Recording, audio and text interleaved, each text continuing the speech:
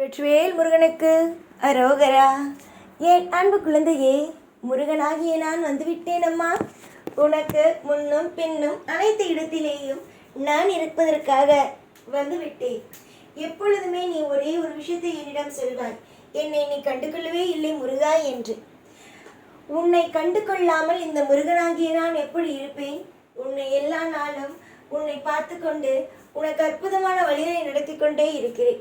இதில் நீ ஏன் பயப்பட வேண்டும்?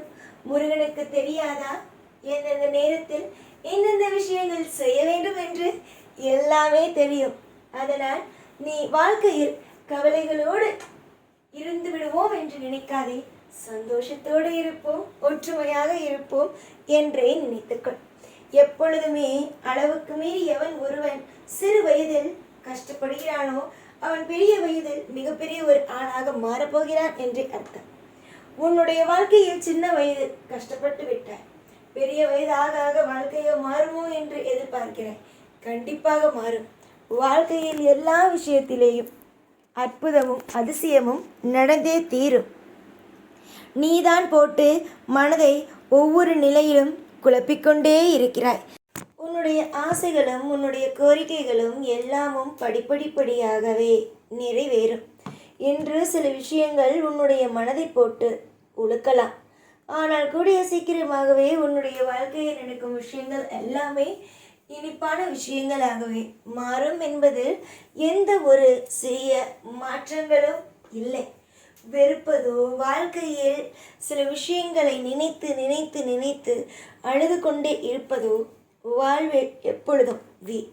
அதை விட்டுவிட்டு அடுத்தடுத்த காரியங்கள் எப்படி எப்படி எல்லாம் செய்ய வேண்டுமோ எல்லாம் தொடர்ந்து செய். வாழ்வில் நிச்சயமாகவே உனக்கு எல்லா ரூபத்திலேயும் எல்லா வழிகளிலேயும் இந்த முருகனாகிய நான் துணை இருந்து வாழ வைப்பேன். நீ சிரித்து கொண்டே இருந்தால் போதும். மற்ற விஷயங்களை பற்றி நானே உனக்கு எல்லா விஷயத்தையும் சொல்லியும் கொடுப்பேன். எல்லா விஷயங்களையும் பற்றி பேசிக்கொண்டும் உனக்கான தேவைகள் என்னென்னவோ அதற்கான நிறைய நிறைய நன்மைகளை பற்றியும் உனக்கு நான் சொல்லிக் கொடுப்பேன். இப்பொழுது இருக்கும் விஷயங்களை பற்றி யோசித்து இப்படித்தான் நம்முடைய வாழ்க்கை இருக்குமோ, இப்படிதான் நம்முடைய வாழ்க்கை ஆகிவிடுமோ என்று நினைக்கக்கூடாது.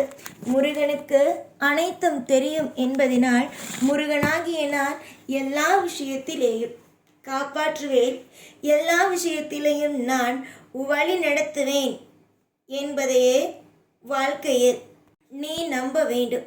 நீ நம்பி நம்பி ஒவ்வொரு விஷயத்திலேயும் ஒவ்வொரு பொழுதிலேயும் ஒவ்வொரு நிமிஷத்திலேயும் வாழ்க்கையை நீ தெய்வத்தை நம்பிவிட்டோம், தெய்வம் செய்யும் என்ற அந்த ஒரு நிலைக்கு வர வேண்டும். அதை விட்டுவிட்டு எப்பொழுதும் பார்த்தாயானால் குழம்பிக் கொண்டே இருப்பது, பயந்து கொண்டே இருப்பது, வாழ்க்கையில் ஒவ்வொரு நிமிஷமும் தன்னுடைய அதாவது உன்னுடைய வாழ்க்கையை பார்த்து நீயே இது என்ன வாழ்க்கை, இது என்ன இப்படி இருக்கிறது அப்படி இருக்கிறது என்று சொல்லி நீயே உன்னுடைய வாழ்க்கையை குறைவாக எடை போட்டு கொள்ளாதே. நம்பினால் வாழ்க்கை சிறப்பு, நம்பாவிட்டால் வாழ்க்கையில் எல்லாம் தவறாகிவிடும். புரிகிறதா? நீ மனுஷனை நம்புகிறாயோ இல்லை உன்னை நீயே நம்புகிறாயோ? தெய்வத்தை நம்பு. தெய்வம் மட்டும்தான் வாழ்க்கையில் நல்லபடியாகவே இருக்கும்.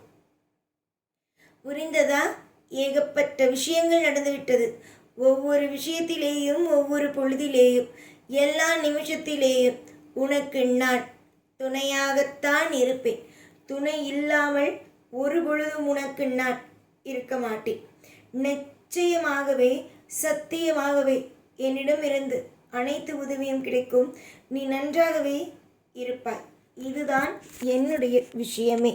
என்னை நம்புபவர்கள் எல்லா நாளும் எப்பொழுதும் ஒரே ஒரு விஷயத்தை மட்டுமே தெரிந்து கொள்ள வேண்டும். வாழ்க்கை என்பது சாதாரணமானதல்ல. இதில் நிறைய விஷயங்கள் ஒளிந்திருக்கிறது. நீ எப்படி இருக்க வேண்டும் என்பதை நான் நிர்ணயித்து வைத்துவிட்டேன். அதே போலத்தான் நீ வாழ்வாய். தூக்கங்கள் இல்லாமலும் எப்பொழுதும் உணவு இல்லாமலும் இருக்கலாம். நம்முடைய வாழ்க்கையில் கவலை வந்துவிட்டது, கவலையிலேயே இருக்கலாம் என்பதெல்லாம் நினைக்கக்கூடாது. கவலை இல்லாத ஒரு வாழ்க்கை உண்டு. உன்னுடைய வாழ்க்கையில் செழிப்புகள் என்றுமே இருக்கும். அதாவது இப்பொழுது இல்லை செழிப்புகள் என்றால் இனிமேலும் அந்த செழிப்புகள் இருக்காதோ என்று நினைக்க வேண்டாம். செழிப்புகளோ இருக்கும். அதுதான் உன்னுடைய வாழ்க்கையில் உன்னை மிகப்பெரிய இடத்திற்கு கொண்டும் வரும். இந்த முருகனுக்கு தெரியாதது எதுவும் அல்ல. நான் அழகாக காயை நகர்த்தி கொண்டு இருக்கிறேன்.